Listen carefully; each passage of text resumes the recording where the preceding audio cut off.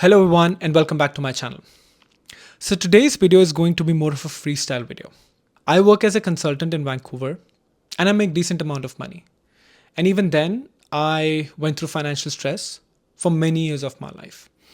And I see so many other people going through the same thing, living paycheck to paycheck, uh, with rising cost of living, inflation. I am fully aware that I'm not an expert, so I'm not here to provide any recommendations. I'm just here to document my journey of what was it like, what was my turning point, and a simple method that really helped me bring down the stress level. So when I look back at my financial stress journey, going through it, learning to manage it, and then uh, I still somehow go through those moments again, but it is much better after I've learned to manage it. The way I can explain this problem is threefold, or I would say there are three categories of emotions that I can sum it up in. The first one is mental load, where there was so much mental stress. For example, before making any purchase, I had to think a lot. I had to contemplate a lot. I had to justify that purchase to myself if this is something that I really need versus something I really want. I believe that is a good practice, but we live in a society where there's an extent to which we can avoid the expenses. For example, let's say if I want to go out and enjoy a meal with my friends out at a restaurant, there's an extent to which I can avoid that. I cannot just stop going out and hanging out with my friends. So there, those kind of expenses I am going to incur. And then there was so much decision fatigue that was constantly going on between what should I do, what should I buy, what not to buy. And after doing all this, at the end of every single month, I would avoid looking at my banking apps. I would do anything to avoid looking at my credit card balance because I knew it would have mounted a lot. It's just that something I never wanted to see when I was going through that stress so that it doesn't increase the stress levels that I already have. So, second, there was a lot of confusion for me. Um, I'm good at investing.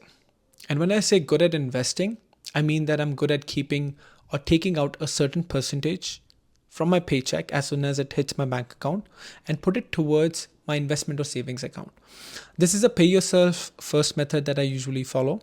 I've made a video about this method on my YouTube channel, so I can link the video in the description of this video if you want to watch it. But because of that method, my investment and my savings goal were okay. So they were not the problem.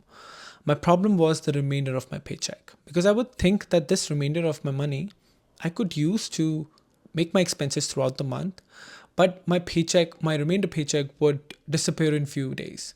It wouldn't last me a month. And then it became such a hard task for me to track or trace and figure out where exactly my money went. And finally, there were consequences. Because I was so financially stressed, it was impacting my mood, where sometimes I would not feel the best. I went through so many mood changes, mood swings, where one day I would feel good and the other days I would not because I would be constantly stressed and I would be thinking about money. And then my loved ones had to take the burden for it, where they were trying to figure out why I wasn't in the best of the moods, or what was the reason behind my mood changes. And not just that, I was also pulling back from doing the things that I wanted to do for my people that I loved a lot. And then even for myself, there was a lot of guilt around making any expense or spending any money, which wasn't the right thing. So, based on the things that I learned that I was doing wrong, or the behavior that I was following, which was leading me to being financially stressed, I decided that I needed a method that could help me stop tracking the expenses after spending, versus it should help me decide actively before spending. And then this is when I implemented what I call is the bucket method. And think of bucket method as distributing all your expenses among virtual buckets, where every single virtual bucket reflects a particular category of expense. For example, your one virtual bucket could be your house rent or mortgage.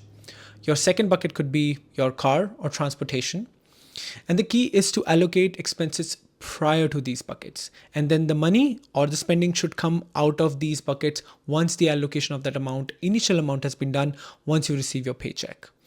And the beauty of this method after using this method is I don't need an Excel to implement this method. Although I do use Excel from time to time because I like it. But if I don't want to, I don't have to. I can use OneNote or pen and paper or our notepad on our phones to implement this method and to create these virtual buckets of the category of expenses we incur. So for this example, let's say I get $3,000 every month and I have distributed all my expenses among these buckets where each bucket is a particular type of expense. One example, investment, rent mortgage, strata, car, gas, groceries, eating out, fun, and leftover. So let's say the $3,000 hits my bank account. How does it get distributed? This is what I usually do. So investment, $300, rent, $1,000, strata, let's say 200, car, let's say 300 is my monthly car payment. How much I want to spend on gas in a month, let's say 200. Groceries, how much I want to spend on groceries, let's say 400. How much on eating out, another 400. Fun, what's my fun budget? Fun bucket has $100 now, and then leftover can be used anywhere else, let's say $100. So now all these buckets, they do hold a particular amount, and any expense that is going to come out is going to come out of these buckets. So the intent behind creating these virtual buckets is just to ensure that I categorize my expenses and I can impose a certain limit on each category of expenses, and then I can track it. And then to keep things simple, I also follow a two-account system. The first account is dedicated towards all the fixed costs, such as rent, mortgage, strata, car payments, etc.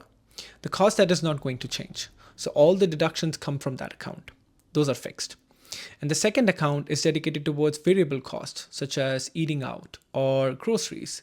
Although I have imposed, let's say, $400 limit each on both of them, but they still vary on every month, and it's easy for me to track on a separate account. So if you watched this video this far, then do let me know in the comment section, what do you think about this method? It's my personal method, but I would love to take some feedback or any different thoughts that I didn't incorporate. And if there's any general feedback on the video, then do let me know in the comment section as well. And don't forget to hit the subscribe button because it is going to help me create similar diary notes in the future.